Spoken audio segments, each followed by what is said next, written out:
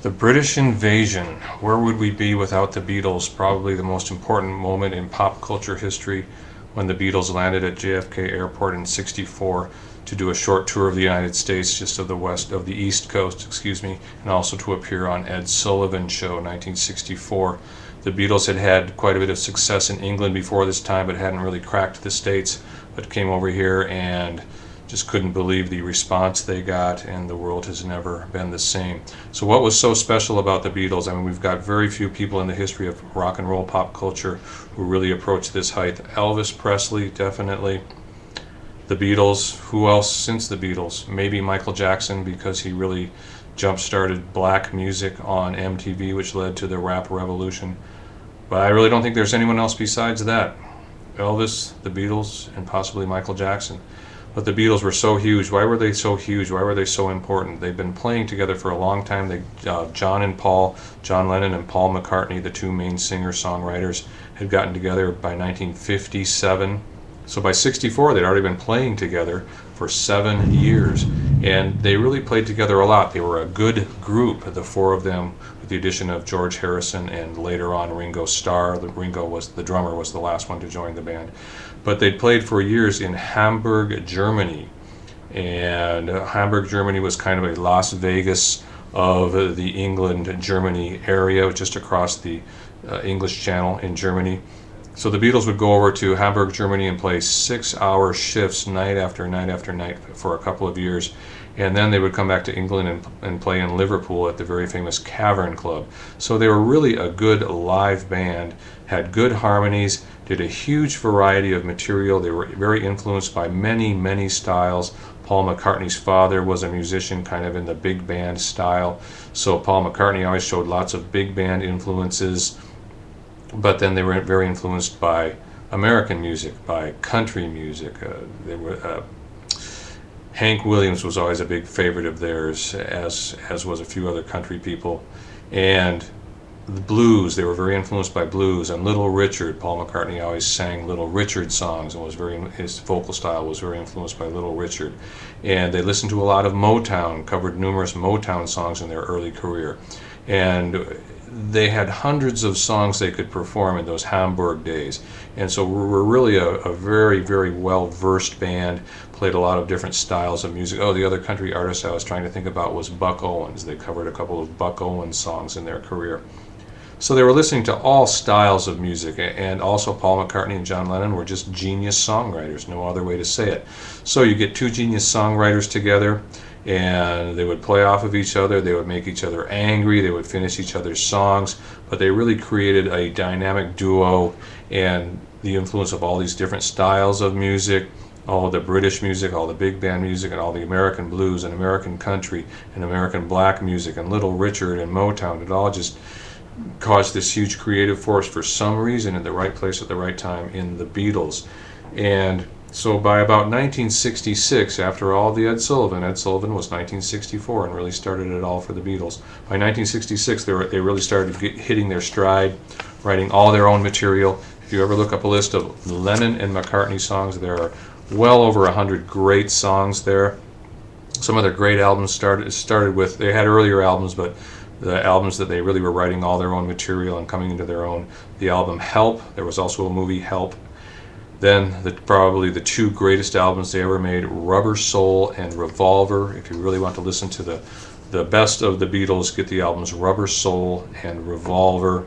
Be sure you get the English versions, 16 songs each. And then The Summer of Love, 1967, with Sgt. Pepper's Lonely Hearts Club Band.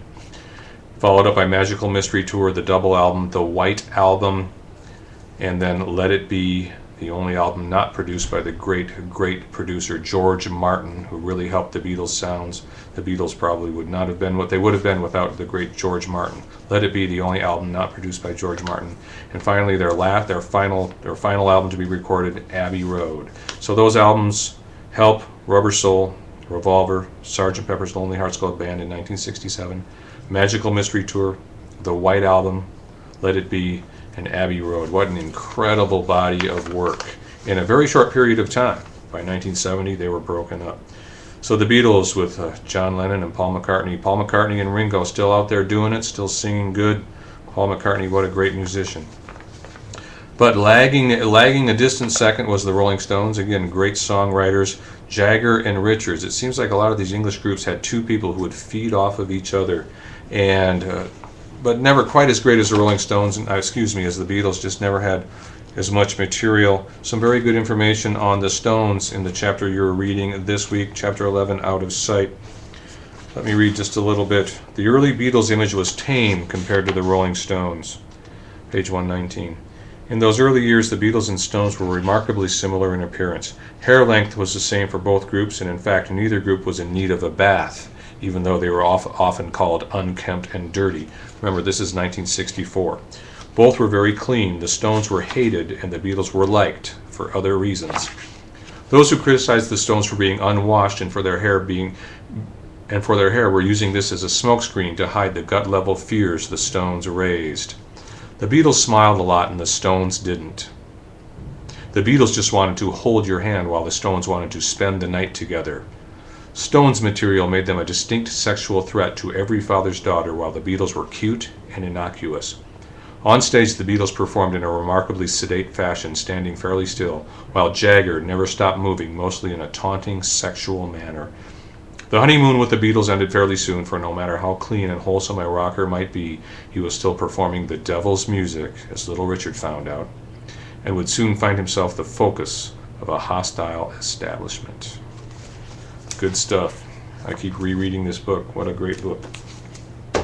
So we have the Rolling Stones, Mick Jagger and Keith Richards, the main songwriters, and The Who. There's a short write-up that I did on The Who in your folder. Be sure you read that and watch the 2 Who videos. I just love their performance of Behind Blue Eyes. Of course, that's a little bit later performance, but it's so powerful. And The Who, Roger Daltrey, lead singer, and Pete Townsend. Also, lots of friction between the two most creative people, would come to blows, actually get physical on stage and fight on stage. 2 very bluesy groups, the Animals and the Yardbirds. The Animals, featuring Eric Burdon, had a couple of great songs. Don't Let Me Be Misunderstood, We Gotta Get Out of This Place. Eric Burdon, a very good singer, much bluesier, had much more of an American black style than a lot of the English singers. And the Yardbirds, we have to mention the Yardbirds. I'm going to include a video from the famous cult movie Blow Up for you to watch. Blow Up, the English movie from 1965 or 66, has a famous scene of the Yardbirds with Jeff Beck smashing his guitar. Eric Clapton, Jeff Beck, and a very young Jimmy Page were all in the Yardbirds, and after a while the Yardbirds and Jimmy Page morphed into the band, you know the name, Led Zeppelin. Same band, different people, new name, Led Zeppelin. Yardbirds became Led Zeppelin. Last but not least, the Kinks. The Kinks, Ray Davies, great songwriter, and started off with some pretty grungy power pop garage rock stuff with You Really Got Me and All the Day and All of the Night Until the End of the Day, but some very great folky stuff too. There's a video for Sunny Afternoon. Another great song of theirs is Waterloo Sunset and So Tired of Waiting. Another very good band. But Ray and his brother Dave, both members of the group, would also come to blows on stage. Another great creative duo who had lots of conflicts. So we've got the Beatles standing towering above everybody else. Some of the other British invasion groups, the Stones, the Who, the Animals, the Yardbirds, and the Kinks. So be sure you watch all those videos. And if you have to run out and get some Beatles music, or if you'd like to download it now, it's a big deal on iTunes. You can get the Beatles on iTunes now. Check out the albums Rubber Soul and Revolver. What I would recommend is you make yourself a mix CD or put it in your iPod in a little mix of all the songs from those 2 albums, and you'll hear the Beatles at the true height of their strength of songwriting. And don't forget about that true 5th Beatle, the real 5th Beatle, George Martin, the producer. George Martin was also involved in the Las Vegas production of the Cirque du Soleil performance of Love, L-O-V-E, Love, the Beatles tribute, and that has some incredible music too. George Martin took the original Beatles music and remixed it and mixed all these songs together. The original Beatles songs, they're not remakes, they're remixes of the original stuff. George Martin and his son worked on that. George Martin's still around today, and some really interesting, incredible remixes from the Love album. That's the Cirque du Soleil Las Vegas event that went on a few years ago. I don't think it's going on anymore, but a very interesting show. George Martin, George Harrison, Ringo Starr, and Paul McCartney, and may he rest in peace, John Lennon. The British Invasion.